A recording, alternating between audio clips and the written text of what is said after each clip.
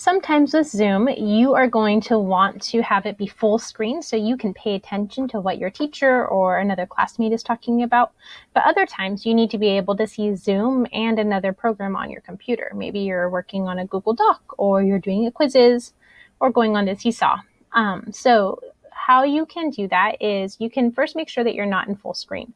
So when Zoom's in full screen, it'll take up all of your screen. You won't be able to see anything else. Usually, you should be able to see in your top right-hand corner the option to exit full screen.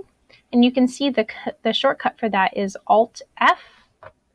Also, sometimes if you hit the escape key, that will work. So the escape key is a key in the far top left corner of your keyboard. And if you hit the escape key, it'll minimize it. So again, hitting these arrows when you're in full screen to come down, and then that will take you back to full screen, or hitting the escape key to get out of full screen. Now, as you can see, I'm trying to work, but I still really can't see what's behind. If I want to be able to see my classmates and my Zoom, that can be hard. So there's a couple things you could do. If you know you want to make Zoom and maybe your Google Classroom to be split exactly the same, you can first go to one application, so maybe on my Zoom, and then hold down the Alt key and one of your bracket keys.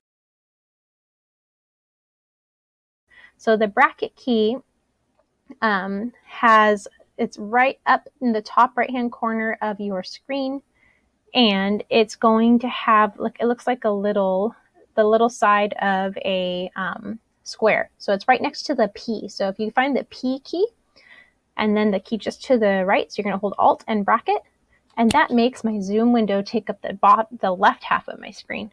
And now I want my Google Classroom to take up the right half of my screen. So I'm going to do the same thing, but this time I'm going to hit the right bracket.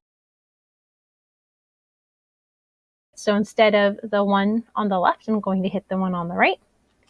And so now what's nice is both of my windows, I can see both of them, but they each take up half of my screen. So this is a nice way to be able to work on two different windows at once. Maybe I know I need to really focus more on my classroom page. I can grab this little slider in the middle and I can drag it so that it becomes bigger.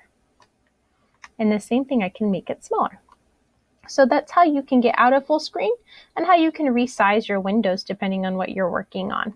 Then in Zoom, if I want to go back to full screen, I can come here and I can enter full screen again.